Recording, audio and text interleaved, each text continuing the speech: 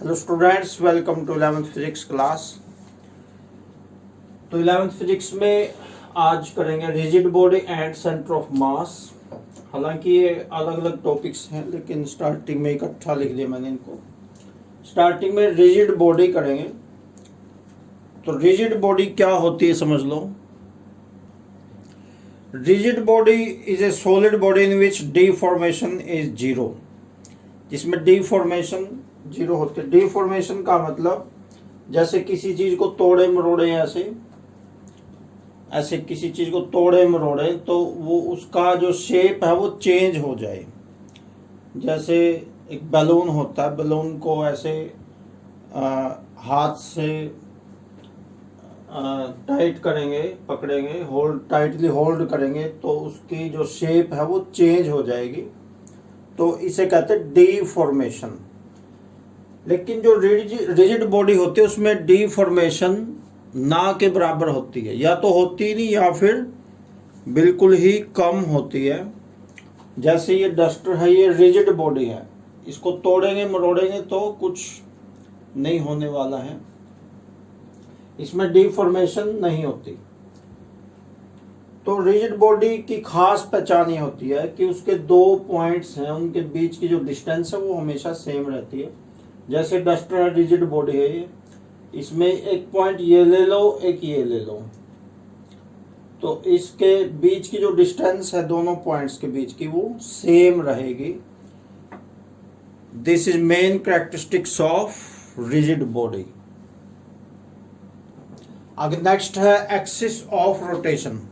अब जैसे ये कोई रिजिड बॉडी है और ये रोटेट करती घूमती है, तो जिस एक्सिस के साथ साथ ये घूमती है, ये वर्टिकल लाइन है, the vertical line about which the rigid body rotates is called axis of rotation. This is the line along, the vertical line along A and B is called axis of rotation.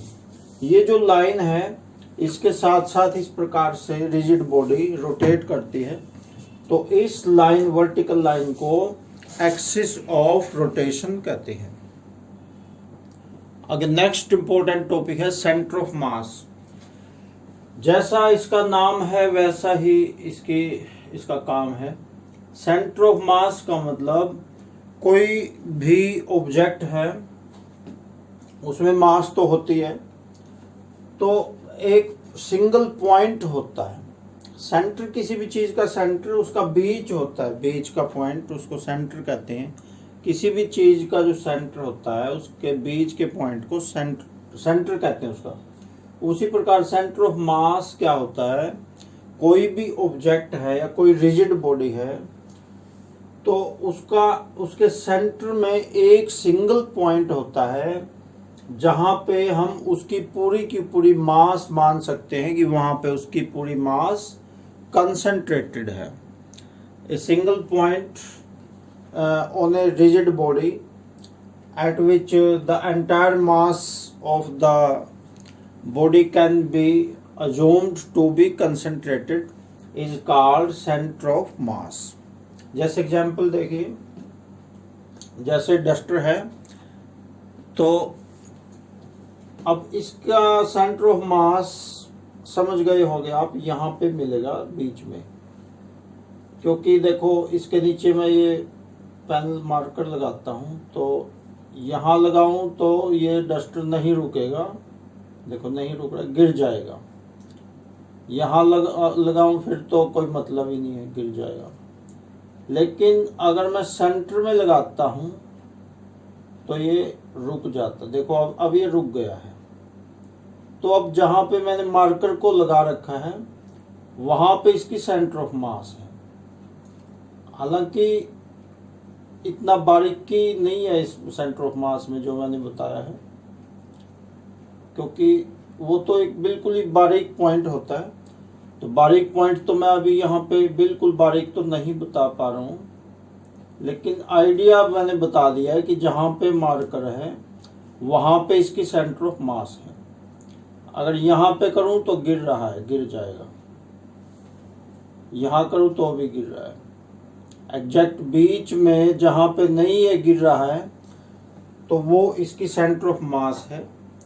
तो इस तरीके से आप centre of मास समझ सकते हैं। अब book में एक टेबल है, वो टेबल मैं भेजूंगा आपको। जैसे पहली है यूनिफॉर्म रोड। यूनिफॉर्म रोड है कोई, उसका सेंटर ऑफ मास बताना है।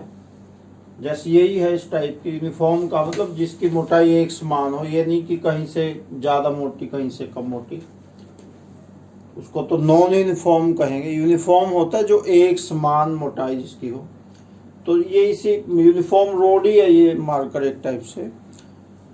तो इसकी सेंटर ऑफ मास कहाँ पे आएगी? इस रोड का जो सेंटर है वहाँ पे उसकी सेंटर ऑफ मास आएगी यहाँ। जैसे ये रोड है, इसका बीच का पॉइंट एग्जैक्ट सेंटर इसका, वहाँ पे इसकी सेंटर ऑफ मास आएगी। आगे है सर्कुलर रिंग। रिंग होता है छल्ला। जैसे ये कोई इस टाइप से सर्कुलर रिंग है, या कड़ा जो हाथ में पहनते हैं वो भी रिंग ही होता है इस टाइप का। तो इसकी सेंटर ऑफ मास कहाँ पे आएगी? यहाँ पे आएगी सेंटर, जहाँ पे ये जो दोनों सर्कल्स हैं, दोनों सर्कल्स का सेंटर एक समान है। ये दोनों सर्कल कॉन्सेंट्रिक हैं। कॉन्सेंट्रिक का मतलब जिनका सेंटर सेम होता है। तो इनका जो सेंटर जहाँ पे आएगा वो सर्कुलर रिंग की सेंटर ऑफ मास होती है। और ये अलग से भी क्वेश्चन आ सकता है कि किसी ऐसे ऑब्जेक्ट का नाम बताओ जिसकी सेंटर ऑफ मास उसकी बॉडी से बाहर हो। तो इसकी बॉडी से तो बाहर ही है, क्योंकि यहाँ पे इसकी रिंग की जैसे कड़ा है, यहाँ पे कड़े की बॉडी थोड़ी, यहाँ तो हाथ आता है आदमी का, यहाँ पे इस जगह पे तो हाथ आता है जिसमें पहनेंगे। तो जो रिंग है, रिंग की बॉडी तो ये है, this is body of ring. ये होती है रिंग की बॉडी। तो रिंग की बॉडी में सेंटर ऑफ मास नहीं आएगी, यहाँ नहीं आएगी, यहाँ नहीं आएगी, यहाँ नहीं आएगी। रिंग की बॉडी से बाहर है। तो कोई ऐसा ऑब्जेक्ट जिसकी सेंटर ऑफ मास उसकी बॉडी से बाहर हो, उसका नाम है सर्कुलर रिंग। अगर नेक्स्ट है centre of mass of A system. मान लो कोई सिस्टम है, उसमें बहुत सारे पॉइंट्स हैं, 3D सिस्टम है वो, एक्स और वाई। आपने 10th क्लास तक पढ़ा 2 डायमेंशनल सिस्टम्स, जिसमें ओनली एक्स एक्सिस और वाई एक्सिस होती थी। अब पढ़ोगे 11वीं क्लास में पढ़ोगे 3 डायमेंशनल सिस्टम, 3D जिसको कहते हैं। 3D मूवीज भी सुना होगा आपने, 3D मूवीज। वो 3D मूवी क्या होती तो वो पर्दे पे है, लेकिन उसमें ऐसे लगता है जैसे आदमी इधर आ रहा है, ऐसे लगता है जैसे आदमी एक्चुअली में हमारी तरफ आ रहा है, रियलिटी में। उसको कहते हैं 3D मूवीज। तो एक्स एक्सिस ये हो गया, ये वाई एक्सिस हो गया, और जेड एक्सिस इसमें ऐसे होता है इस प्रकार। एक्चुअली में पर्दे पे वो ऐसे नहीं होता खड़ी, जेड एक्सिस ऐसे खड़ी नहीं होती। तो पर्दे पे तो वो इस प्रकार से होती है, ये जेड एक्सिस है। पर्दे पे तो होती है ऐसे, लेकिन देखने वाले को लगती है ऐसे, ऐसे खड़ी हुई लगती है। ये जेड एक्सिस इस प्रकार से होती है। तो ये होता है 3 डायमेंशनल, 3D।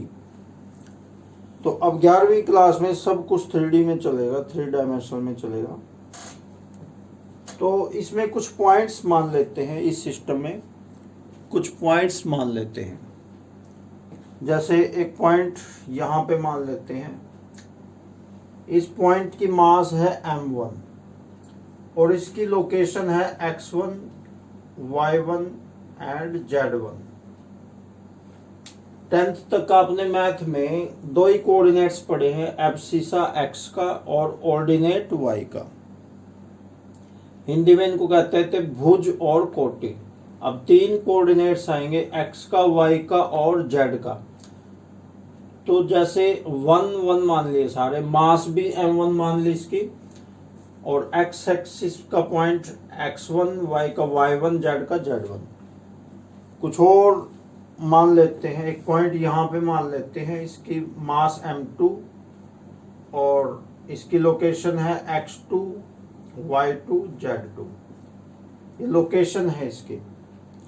और पॉइंट्स मान लो, एक यहाँ पे मान लो, इसकी मास मान ली m3 और लोकेशन मान ली x3 y3 z3, ये इसकी लोकेशन मान ली। इसी प्रकार और अगर टाइम हो तो 4-5 भी मान सकते हैं पॉइंट्स। एक पॉइंट और मान लेते हैं mi, यानी mi का मतलब आगे 4, 5, 6, 7 ये लास्ट है mi, लास्ट वाले को i द्वारा लिखेंगे mi। तो इसकी location xi yi and zi, ये इसकी लोकेशन बन गई। तो अब सेंटर ऑफ मास देखो किस प्रकार से बनेगी इसकी। तो देखो x एक्सिस के साथ में किस प्रकार से इसकी बनेगी centre of mass. x axis के साथ जो सेंटर ऑफ मास बनेगी उसे कहेंगे xcm, यहाँ पे कर देता हूँ। तो इसमें क्या करेंगे, ये जो x के कोऑर्डिनेट्स और मास, सबकी मास और x के कोऑर्डिनेट्स मल्टीप्लाई होंगे और उसके बाद ऐड होंगे वे सारे। उसके बाद जो उन दोनों का एडिशन आएगा उसको सबकी मास के एडिशन से डिवाइड करेंगे। अभी देखो कैसे होगा, m1 x1 plus m2 x2 plus m3 x3 and so on, dash dash का मतलब इसी प्रकार x4 m4 x4 plus m5 x5, ऐसे ही चलता जाएगा। लिखने को तो चाहे 10 लिख लो टाइम हो तो, लेकिन 3 ही बहुत हैं। उसके बाद डैश डैश लगा दो। उसके बाद लास्ट लिखेंगे, लास्ट वाले को mn लिख लो, mn xn प्लस रहेगा यहाँ पे भी, यहाँ पे भी। यानी इनका x का जो कोऑर्डिनेट है और मास, उनको गुणा करके प्रोडक्ट करके सबका, और जो प्रोडक्ट आएंगे सबके उनको जोड़ देना है और उनको जोड़ के सबकी जो मासेज हैं उनके जोड़ से डिवाइड कर देंगे। Divide upon m1 plus m2 plus m3 plus dash dash mn। तो ये हो गया xcm। अब उसी प्रकार से ycm बनाएंगे, वही रहेगा। इसमें x1 x2 x3 लिए थे, x के कोऑर्डिनेट्स लिए थे, इसमें y के कोऑर्डिनेट्स ले लेंगे, बाकी फॉर्मूला सेम रहेगा। m1 y1 बिल्कुल आसान है, plus m2 y2 plus m3 y3 plus dash dash mn yn, बटे में उसी प्रकार से m1 plus m2 plus m3 plus dash dash mn। अब इसको सिग्मा के रूप में भी लिखना, वो मैं इकट्ठा बताऊंगा सबका। उसके बाद z वाले भी लिखने हैं। तो z वाले देखिए, zcm उसी प्रकार से रहेगा m1 z1 plus m2 z2 plus m3 z3 plus dash dash mn zn, बटे में आएगा उसी प्रकार जोड़ सबका m1 plus m2 plus m3 plus dash dash mn। तो ये आ गया zcm। अब इन सबको सिग्मा के रूप में कैसे लिखेंगे, सिग्मा के रूप में कैसे लिखेंगे ये मैं आपको यहाँ पे बता देता हूँ। जैसे x वाला बता देता हूँ, सबका सेम तरीका है, एक का सीख लो, बाकी सबका सेम है। सिग्मा ये होता है इस टाइप से, ग्रीक भाषा का अक्षर सिग्मा होता है। 10th में भी आपने पढ़ा मैथ में, ये बड़ा बड़ा सिग्मा होता है, कैपिटल। तो इसमें क्या होता है समझ लो, जो सब सिग्मा का यूज करते हैं जोड़ के लिए, सम के लिए, तो इसमें सबका सम है m1 x1 प्लस m2। सब कोई अलग अलग लिखने की बजाय जोड़ है जो सबका इकट्ठा लिख दिया सिग्मा, सिग्मा के रूप में, ध्यान से समझना है। अब 1 2 3 4 है जो, इसको i द्वारा लिखेंगे, mi xi। m1 m2 m3 m4 है जो, इसको mi द्वारा लिखेंगे। i का मतलब यहाँ पे इंटरवल, और ये जो x1 x2 x3 x4 है इसको xi द्वारा लिखेंगे। i का मतलब इंटरवल, बीच में सबके प्रोडक्ट है तो वहां भी प्रोडक्ट आएगा, mi xi। यानी जो 1 2 3 4 सारे हैं उनकी जगह i लिख दे। शॉर्ट तरीका है, छोटा तरीका है योगफल को लिखने का, लेकिन ये तरीका तभी कामयाब होता अगर इंटरवल सेम हो। 1 के बाद 2 है, फिर 3 है, फिर 4 है, सेम इंटरवल अगर है तभी ये तरीका चलता है। ऐसा नहीं कि 1 के बाद 2, 2 के बाद फिर 5, 5 के बाद फिर 6, 6 के बाद फिर 16, 16 के बाद 20। इंटरवल अगर सेम नहीं है तो ये तरीका नहीं चलेगा। ये तरीका तभी चलेगा जब इंटरवल सेम है। तो mi xi, बटे में भी इंटरवल सेम है, m1 m2 m3, इसको लिख देंगे mi द्वारा। m1 m2 m3 सबका जोड़ बन गया mi, सिग्मा जोड़ हो गया, और 1 2 3 ये i द्वारा लिख दिया mi। 1 2 3 4 को i द्वारा लिख दिया। अब दो बातें और हैं। सिग्मा का जो सिर है वहां लिखना टोटल नंबर कितनी है। 50 है तो 50 लिखेंगे, 60 है तो 60 लिखेंगे। टोटल ये जो सम किया है ये टोटल कितने हैं, यहाँ पे टोटल है n। सिग्मा के सिर के ऊपर हम टोटल लिखेंगे जितना भी, 50 है 60 है 100 है, जितने भी ये लिख देंगे। तो यहाँ फिलहाल तो n है ये टोटल, वहां सिर पे तो ये लिखेंगे। और सिग्मा के नीचे, पैरों के नीचे क्या लिखेंगे, इंटरवल कितना है। इंटरवल देखो हमारे पास 1 का इंटरवल है, 1 2 3 4, 1 का ही तो हुआ।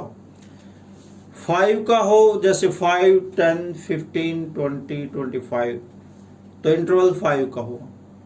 अगर 10 का हो जैसे 10 20 30 40 50, फिर इंटरवल 10 का हो गया। 20 का इंटरवल भी हो सकता है, जैसे 20 40 60 80, वह इंटरवल 20 का हो गया। लेकिन फिलहाल हमारे पास इंटरवल 1 का ही है, 1 2 3 4। तो यहां पैरों में लिखेंगे इंटरवल i = 1। तो इस प्रकार से इस इतने बड़े फॉर्मूले को ऐसे शॉर्ट फॉर्म में लिखने का ये तरीका मैंने आपको बताया है। एक बार और देख लो, m1 2 3 को लिखेंगे mi, x1 x2 x3 x4 को लिखेंगे xi। उसी प्रकार नीचे m1 m2 m3 को लिखेंगे mi, और सिग्मा लिख दिया सबके आगे, इसका मतलब सबका जोड़ है। और सिग्मा के सिर के ऊपर लिखेंगे टोटल नंबर, और पैर के नीचे लिखेंगे इंटरवल कितना है। उसी प्रकार y वाले को लिख देंगे सिग्मा mi yi, x की जगह y आ जाएगा बस, बाकी वही रहेगा तरीका। z वाले में भी उसी प्रकार लिख देंगे सिग्मा mi zi/mi, x की जगह z आ जाएगा, बाकी तरीका सेम रहेगा। तो चलिए आज आपने इतना ही करना है इस वीडियो में। Okay, thanks.